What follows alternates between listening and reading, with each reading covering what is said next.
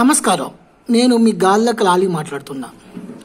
2019 Andhra Pradesh assembly results చూసుకుంటే 175 సీట్లకి 151 సీట్లు YCP నెగ్గింది, 23 టీడీపీ నెగ్గింది. కేవలం ఒక సీటుతో జనసేన పార్టీ తన ఖాతాని ఓపెన్ చేసింది.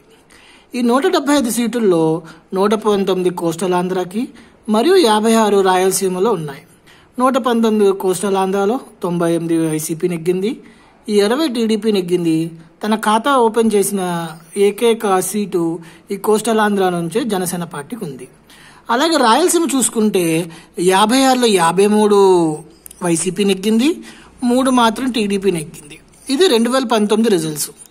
2024 మా గాల్లెక్కల సర్వే ప్రకారం 56కి 45 నుంచి 50 వైసీపీ నెగ్గొచ్చు. ఈ 3 అంకెలు కాస్త కొంచెం ఇంప్రూవ్ అయ్యే ఛాన్సెస్ ఉన్నాయి. అలాగే ఈ 119 సీటుల్లో ఏ పార్టీకి ఎన్నెన్ని సీట్లు వస్తాయో కామెంట్ రూపంలో తెలియచేయండి. Thank you all.